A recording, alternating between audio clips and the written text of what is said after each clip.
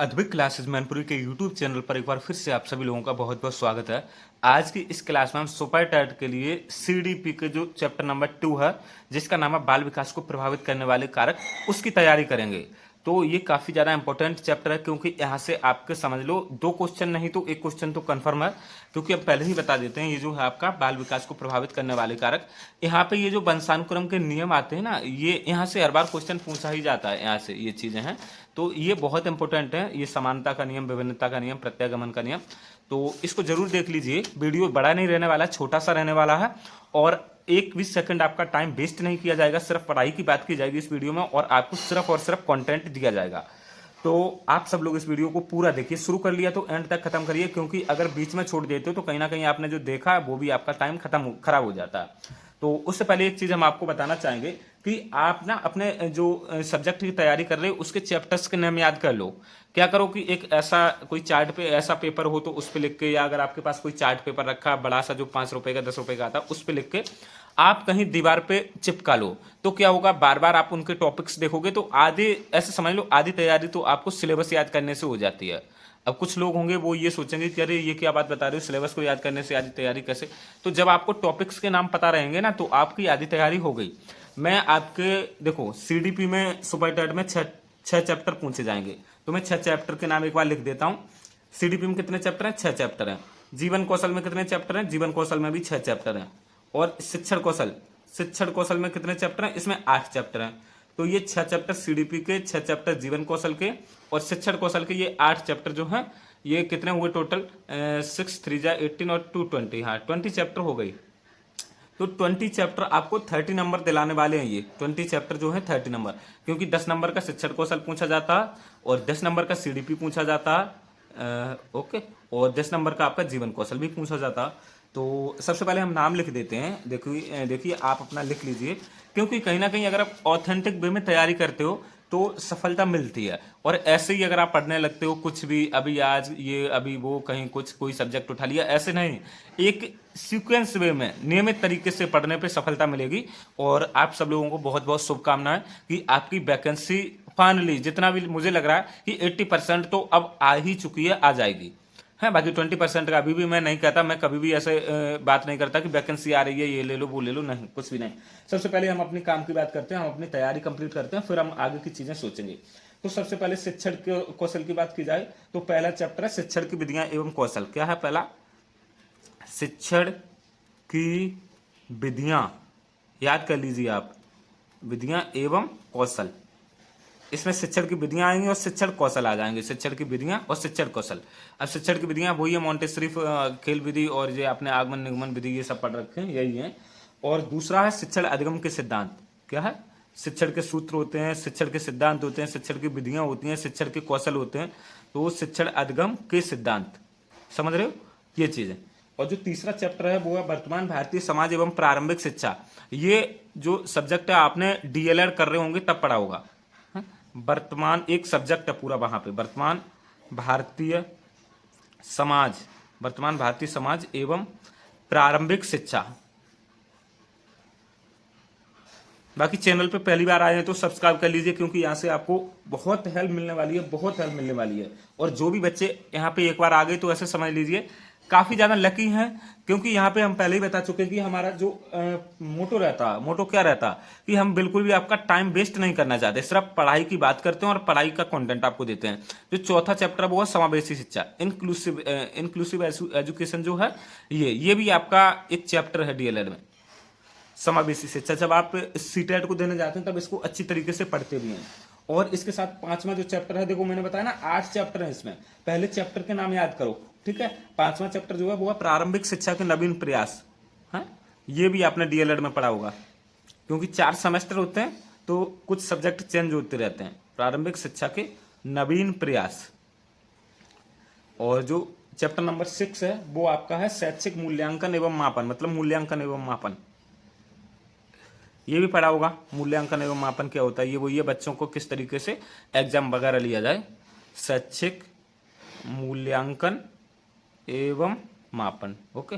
और इसके साथ आपका सेकंड लास्ट चैप्टर है जो आपका चैप्टर नंबर 7, वो है आरंभिक पठन कौशल। आरंभिक पठन कौशल। अभी हम आपके जो चैप्टर 20 चैप्टर हैं तीनों सब्जेक्ट के वो हम लिख देते हैं, काफ़ी मदद मिलने वाली है। ऐसे समझ लीजिए ये पढ़ाई से ज़्यादा इंपॉर्टेंट चीज़ है, पढ़ाई से भी ज़्यादा। और चैप्टर नंबर 8 है वो है शैक्षिक प्रबंधन एवं प्रशासन। बाकी जो सीरियस बच्चे होंगे वो देखेंगे, और जो वास्तव में ऐसा है कि अभी इस चैनल पे फिर उस चैनल पे, तो वो लोग स्किप कर दिए होंगे, वीडियो छोड़ भी दिए होंगे, मुझे जहाँ तक पता है। लेकिन कोई दिक्कत नहीं, उसमें हमारा कोई इतना वो नहीं है। चलो ठीक है। अब हम देखो शिक्षण कौशल के हमने 8 चैप्टर ये लिख दिए।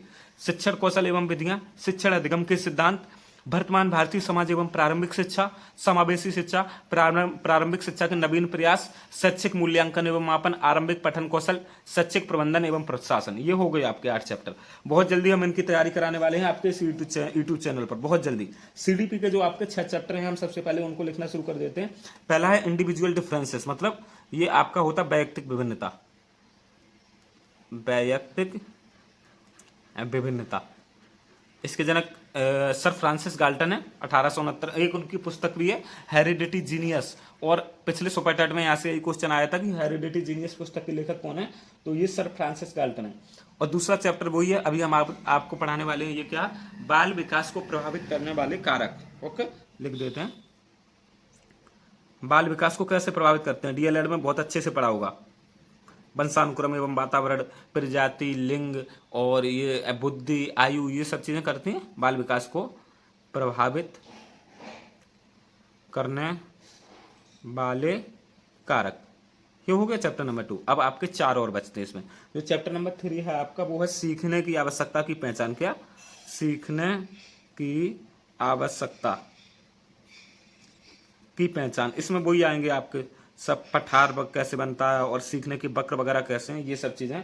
और यहाँ पे है पढ़ने के लिए वातावरण का सृजन या सीखने के लिए वातावरण का सृजन, मतलब जो कक्षा का माहौल है वो कैसे बढ़िया बनाया जाए। सीखने के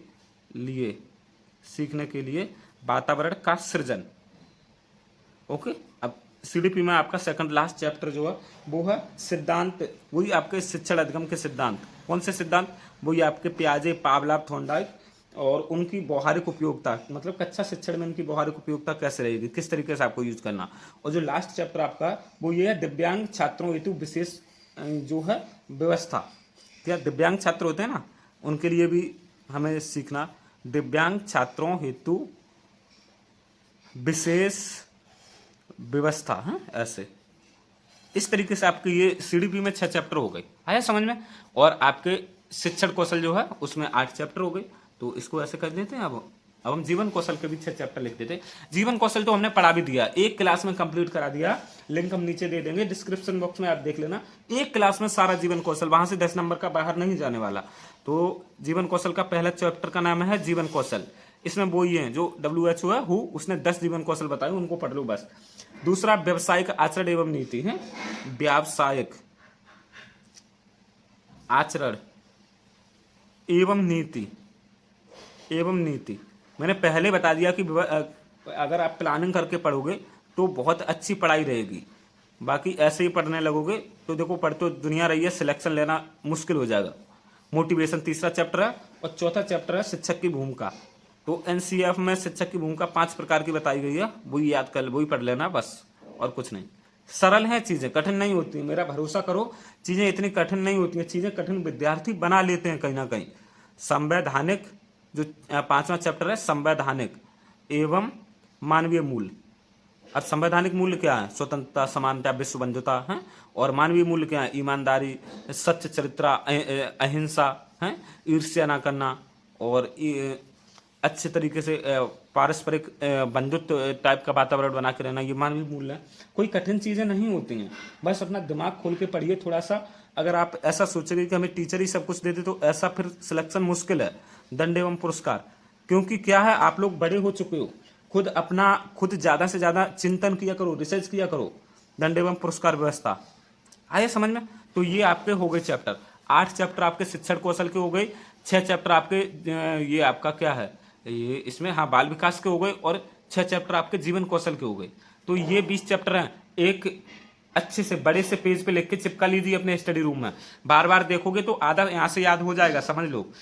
ठीक, चलो अब हम आज की क्लास शुरू करते हैं क्योंकि टाइम 10 मिनट का हो चुका है और हमारा वही मोटिव रहता है। हाँ, बाकी अगर आप लोगों को सीटेट, बाकी देखो सुपर टेट में जो एडमिशन थे वो हमारे बंद हो गए हैं, अब हो नहीं सकता। कई लोग मैसेज कर रहे हैं कि सर हमें सुपर टेट में एडमिशन दे दो, तो हमारे जितने बच्चे हमने डिसाइड किए थे वो कंप्लीट हो गए, अब इसमें एडमिशन हो नहीं सकता।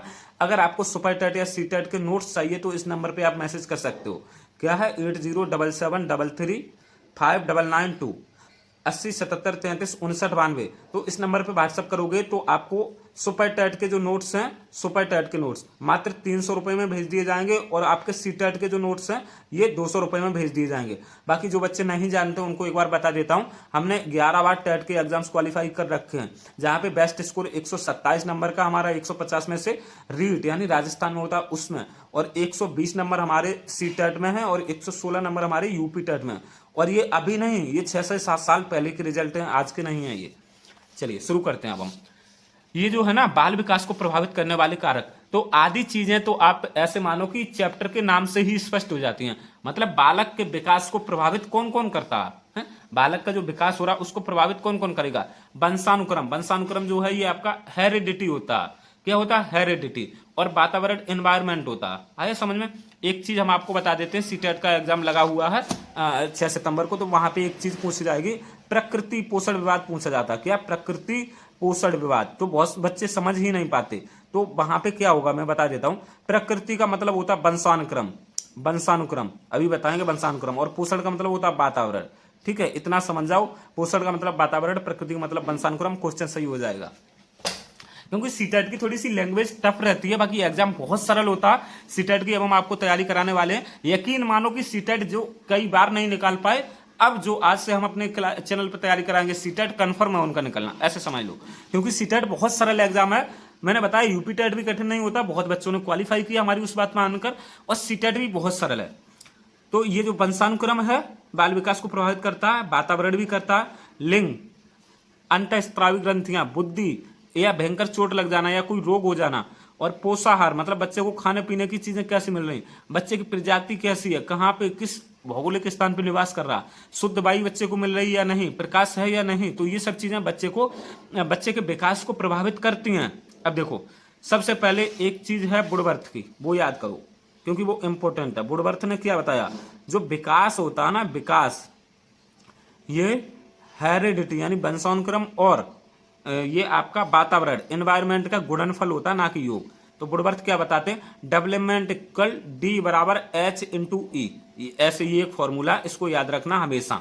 एच प्लस ई मत करना, एच इंटू ई। हेरिडिटी मतलब ये आनुवांशिक या वंशानुक्रम, वंशानुक्रम इंटू वातावरण का जो ये फलन होता है ना, गुणनफल, वो होता है विकास। आगे बताएंगे, ये अभी हमने एक चीज बता दी, क्वेश्चन बन सकता है।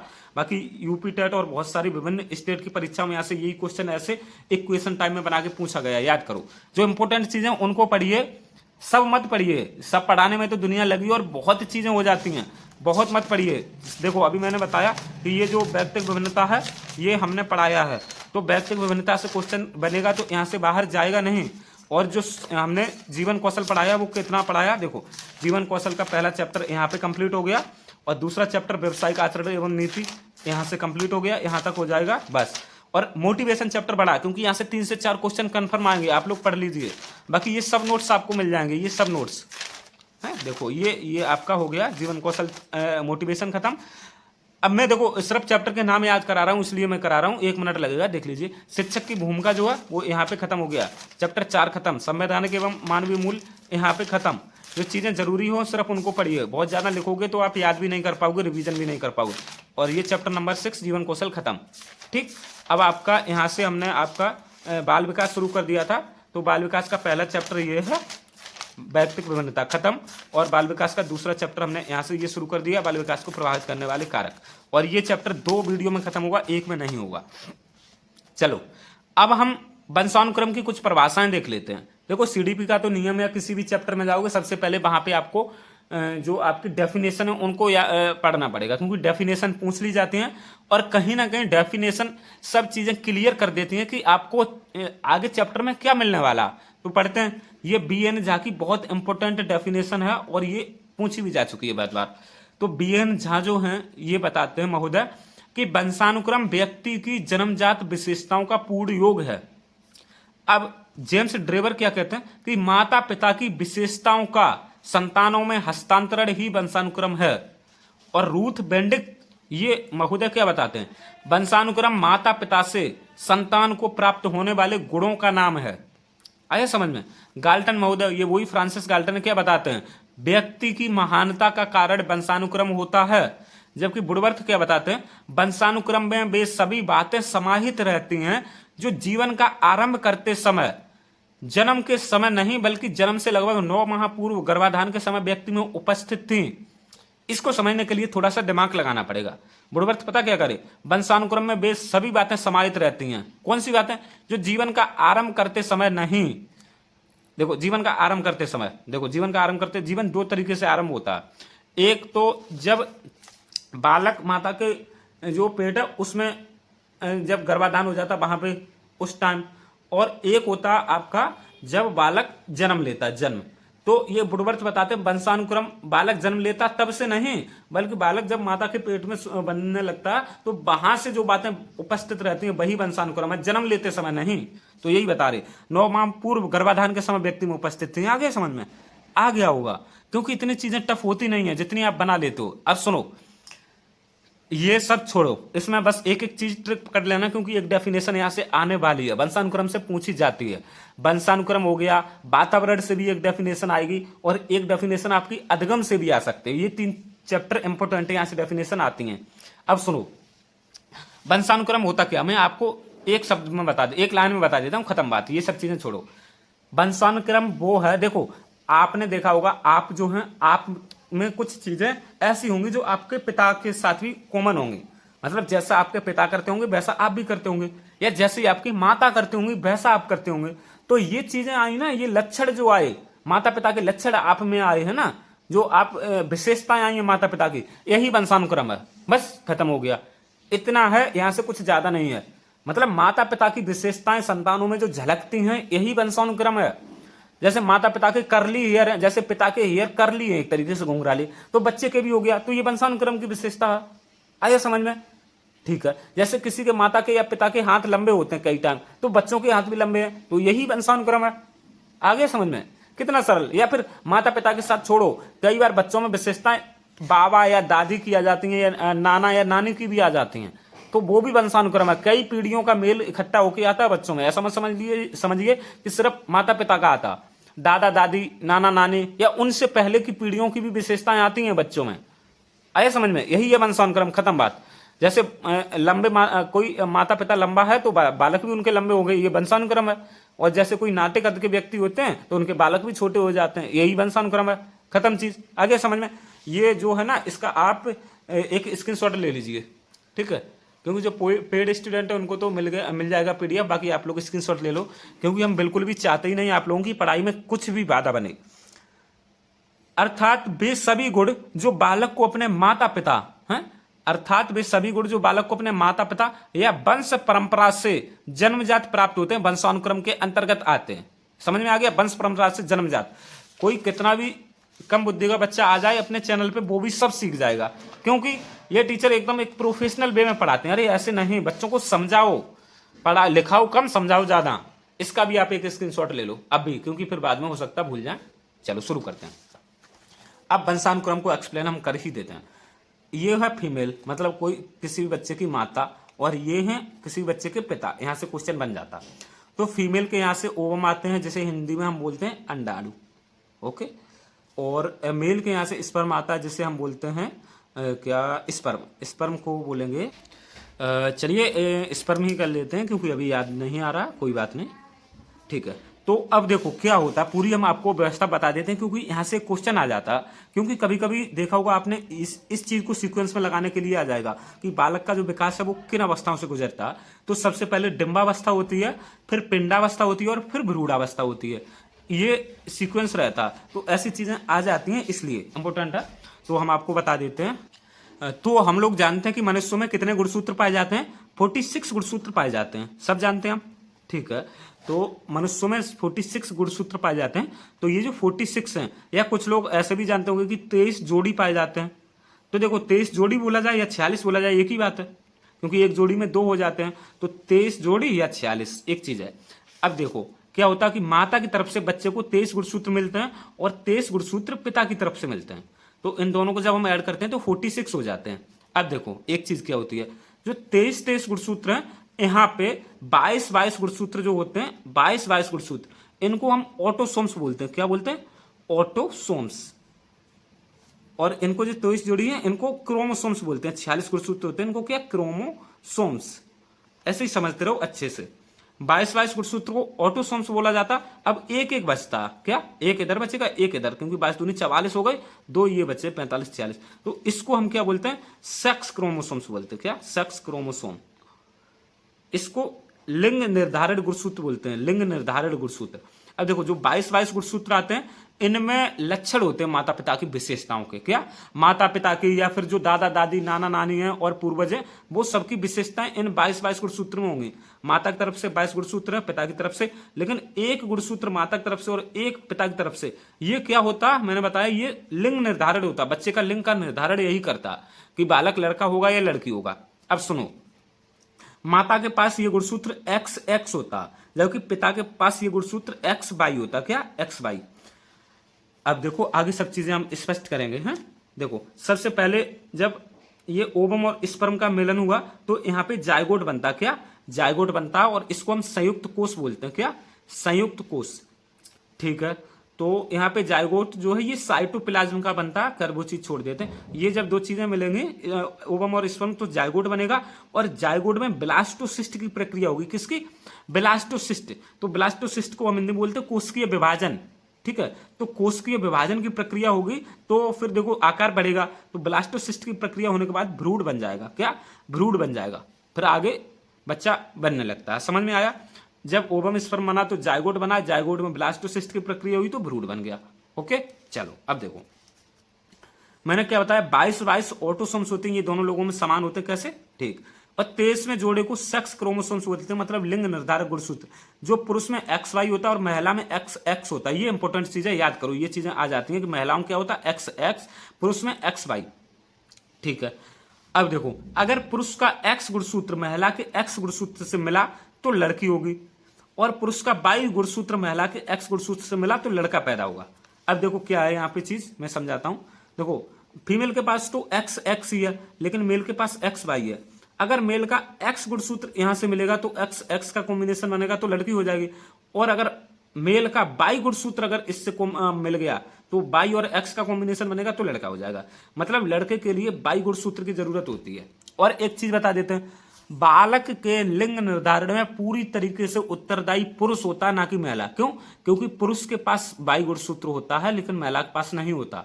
बालक का लिंग जो है वो क्या होगा, लड़का होगी या लड़की होगी, लड़का या लड़की, पूरी तरीके से पुरुष पर निर्भर करता है। इतना याद रखिए। आगे देखते हैं, समझ में आया?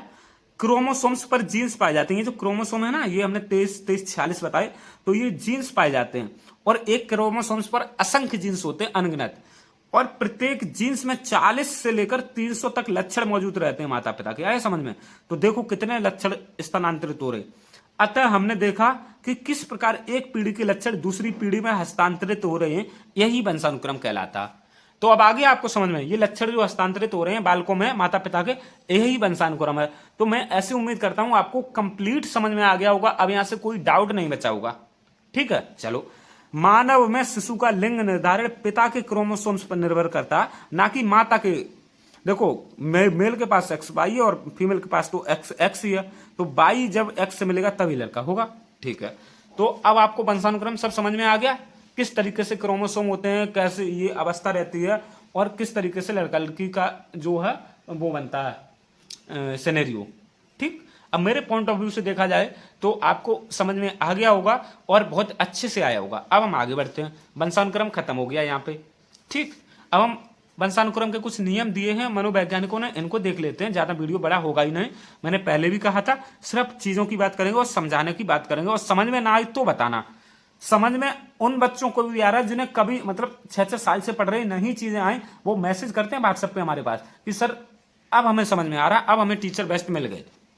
बाकी हम नहीं ये अपना कह रहे, जब हमारा रिजल्ट आएगा ना, सीटेट का रिजल्ट आएगा, जब वहां पे हजारों बच्चे पास होके आएंगे, तब हम आपको दिखाएंगे कि किस तरीके की पढ़ाई की जाती है। हम नहीं बोलेंगे, सीटेट और सुपरटेट का रिजल्ट बता देगा। वंशानुक्रम के नियम होते हैं, 3 प्रमुख नियम है, बाकी गौड़ नियम है। 3 प्रमुख नियम क्या? एक है समानता का नियम, एक है विभिन्नता का नियम, एक है प्रत्यागमन का नियम। ये 3 इंपॉर्टेंट है। जिस तरीके से थॉर्नडाइक के 3 प्रमुख नियम थे, प्रभाव का नियम, अभ्यास का नियम, तत्परता का नियम, उसके बाद 5 उनके गौड़ नियम भी थे, मनोवृत्ति का नियम, आंशिक क्रिया का नियम, बहु अनुक्रिया का नियम, साचर का नियम, और इस तरीके से तो वो गौड़ थे। उसी तरीके से वंशानुक्रम के 3 प्रमुख नियम है, और बाकी के इधर कुछ गौड़ नियम भी है, उनको भी देख लेते हैं। तो देखो 3 प्रमुख नियम में क्या है? एक है समानता का नियम। अब समानता का उल्टा क्या होता? देखो यही नहीं, एक समानता का नियम, एक विभिन्नता का नियम, एक प्रत्यागमन का नियम, ये 3 नियम है। अब देखो 1 मिनट में बता देता हूं। समानता के नियम में क्या है? बालक अपने माता पिता के जैसे बिल्कुल समान होंगे, बिल्कुल समान। जैसे माता पिता का रंग रूप, वैसे बालकों के, उनके बच्चों के रंग रूप होंगे। जैसे माता पिता सोच विचार रहे होंगे, वैसे बालक उनके सोच विचार रहे होंगे। जैसे बुद्धि स्तर माता पिता का होगा, वैसे बालकों का होगा। तो समानता के नियम में बालक माता पिता के बिल्कुल 2 कॉपी हो जाते हैं, ठीक है। अब विभिन्नता का नियम की बात करते हैं, तो इसमें बालक क्या करेंगे? माता पिता की 2 कॉपी होने के बजाय कुछ विशेषताएं माता पिता की रहेंगी और कुछ नहीं रहेंगी। आया समझ में? तो ये बच्चे ज्यादा होते हैं कि माता पिता जैसी विशेषताएं होती भी हैं और कुछ विशेषताएं माता पिता जैसी नहीं होती हैं। ये विभिन्नता का नियम कहता, ठीक है। समानता बिल्कुल माता पिता की 2 कॉपी, विभिन्नता माता पिता की 2 कॉपी आदि, पूरा नहीं, आदि 2 कॉपी, बाकी आधे विचार बालकों के अपने होते हैं। अब तीसरा प्रत्यागमन का नियम, तो यहां पे क्या होगा कि बालक जो है वो माता पिता से बिल्कुल भिन्न हो जाएंगे, उल्टे हो जाएंगे, ठीक है। जैसे माता पिता गोरे हैं तो बालक बिल्कुल काले हो गए, माता पिता लंबे तो बालक बिल्कुल, उनके बच्चे गंठे हो गए। आए समझ में? माता पिता बुद्धिमान है तो बालक बिल्कुल जड़ बुद्धि हो गई, या माता पिता जड़ बुद्धि है तो बालक बहुत होशियार इंटेलिजेंट निकल गए। ये प्रत्यागमन का नियम कहता। आ गया समझ में? अब मैंने एक ट्रिक बनाई है। समानता का नियम, बालक माता पिता की 2 कॉपी। विभिन्नता का नियम, बालक माता पिता की आधी कॉपी, ठीक है। और प्रत्यागमन का नियम, माता पिता का कोई लक्षण नहीं, मतलब कॉपी नाम की चीज ही नहीं, बिल्कुल उल्टे हो जाना है। तो आ गया समझ में? ये तीनों नियम यहां से हर बार क्वेश्चन पूछे जाते हैं। अब देखो हम जल्दी जल्दी इनको बता देते हैं। समानता का नियम, माता पिता के समान संतान का प्राप्त होना ही समानता का नियम है, और यह नियम सोरेनसन ने दिया था। जैसे एग्जाम्पल, ये बुद्धिमान माता पिता की संतान बुद्धिमान, तो वही है कि माता पिता के समान संतान प्राप्त होगी, वो समानता का नियम है। अब विभिन्नता का नियम, बच्चे बिल्कुल अपने माता पिता जैसे 100% नहीं हो सकते, तो ये सही बात है कि 100% माता पिता जैसे नहीं हो सकते, उनमें थोड़ी सी भिन्नता अवश्य होती है, यही विभिन्नता का नियम है। तो क्या है? जैसे गोरे माता पिता का बच्चा सांवला हो जाना, ठीक है। बुद्धिमान माता पिता का बच्चा एवरेज, मतलब औसत हो जाना, नीचे नहीं एवरेज हो जाना, तो यही विभिन्नता का मतलब थोड़ी सी विशेषता बदल जाती है इसमें माता पिता। और प्रत्यागमन बिल्कुल उल्टा हो जाना, तो माता पिता की विशेषताओं की विपरीत विशेषताओं वाले बच्चों का पैदा होना प्रत्यागमन का नियम कहलाता। जैसे बुद्धिमान माता पिता का मंद बुद्धि बच्चा, गोरे माता पिता का एकदम काला बच्चा। तो आ गया समझ में? बिल्कुल आ गया होगा। अब यहां से ऐसा हो ही नहीं सकता ना आया हो। समानता, माता पिता के बिल्कुल जैसा बच्चा। विभिन्नता, माता पिता से थोड़ा सा मेल खा रहा है, थोड़ा सा नहीं खा रहा। प्रत्यागमन, माता पिता के बिल्कुल विपरीत बच्चा। खत्म बात। इसे पढ़ाने में 1-1 घंटा लगा देते हैं टीचर। क्यों लगा देते हैं? ये जो वंशानुक्रम है, ये चीज पढ़ाने में 2-2 क्लास लगाते हैं। क्यों लगाते हैं भाई? यही सब चीजें आ गई। बताया हमने कि इतना ज्यादा सिलेबस होता नहीं है जितना ये बना देते हैं 6-6 महीने। बालक कोचिंग के चक्कर में फंस के ऐसे समझ लो कि फिर वो रिवाइज तक नहीं कर पाता, इतना ज्यादा लिखा देते हैं।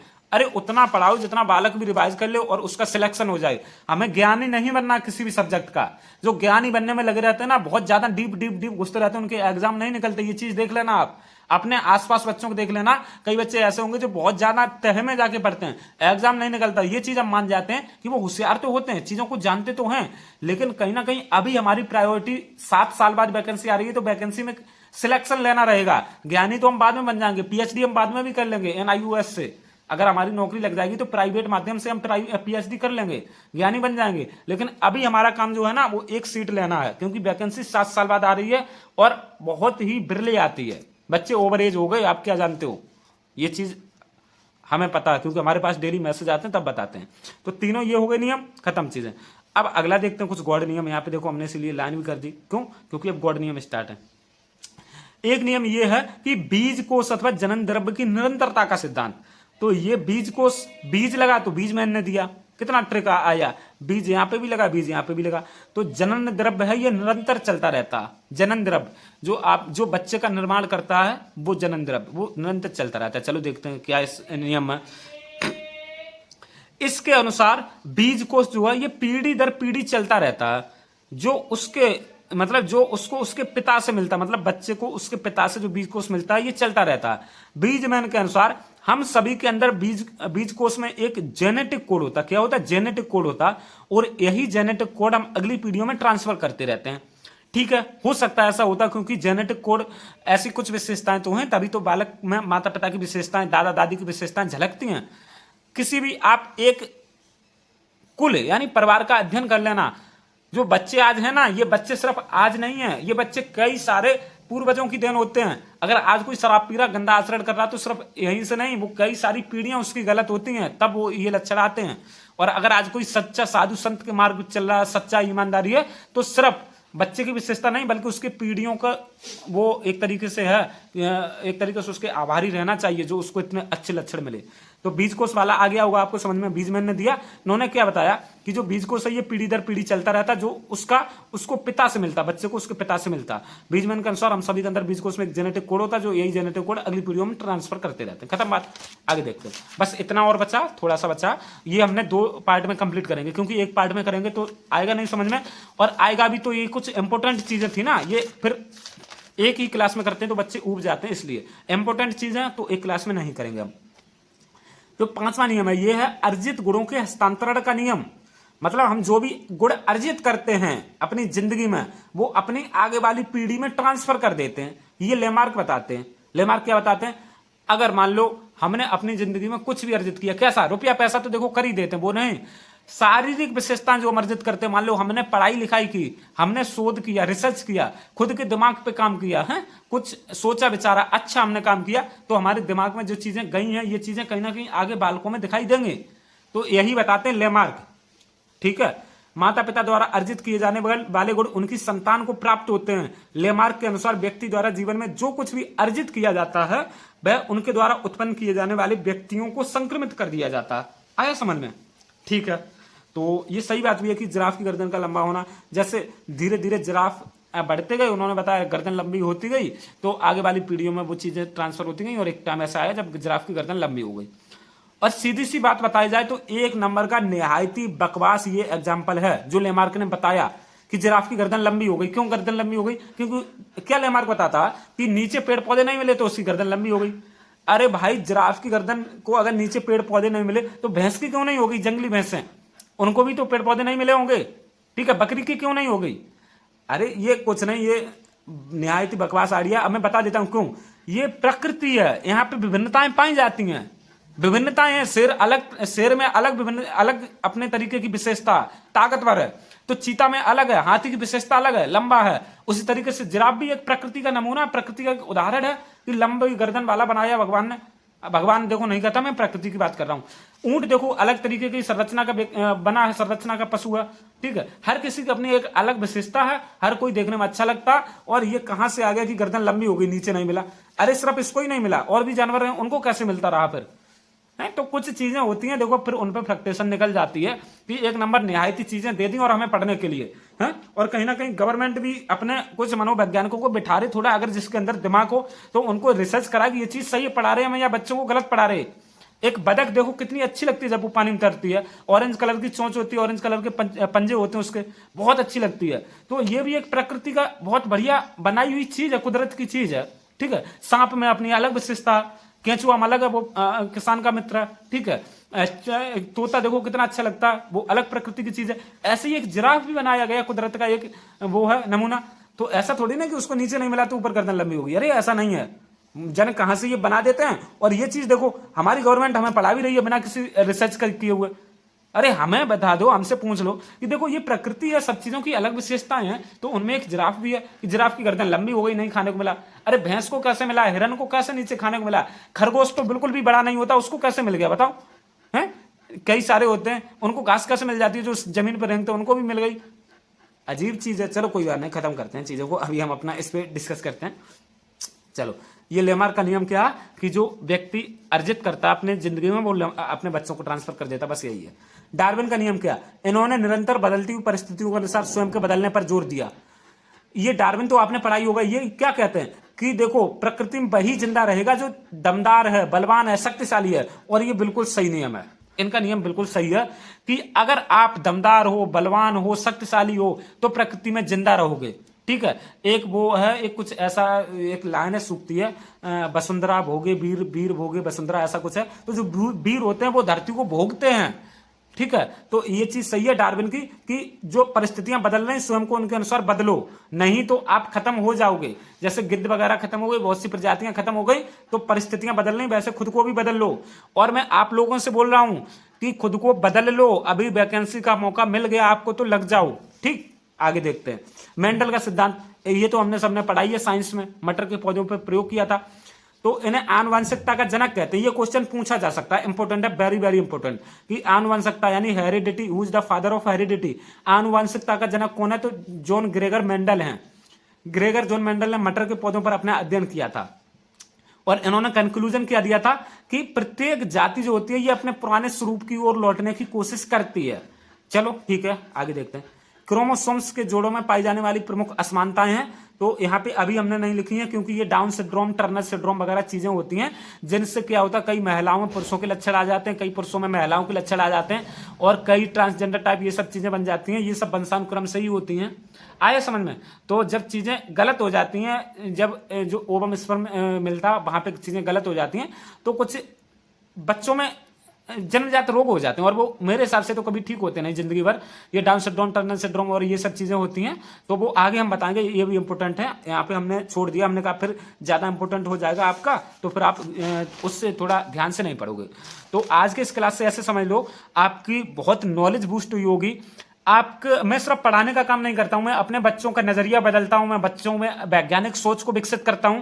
ठीक है, बच्चे जो गलती कर रहे हैं उनको मैं सुधारने की भी कोशिश करता हूं कि एक टीचर के कई सारे कर्तव्य होते हैं। सिर्फ पढ़ाते रहने से बच्चों का सिलेक्शन नहीं होगा, कहीं ना कहीं आपको मोटिवेशन की भी जरूरत पड़ती है और कहीं ना कहीं आप गलत जो आप पाथ है, मतलब जो गलत तरीका अपना रहे हो, गलत रास्ते पे चल रहे हो, तो वो भी सही करना हमारा ही काम है।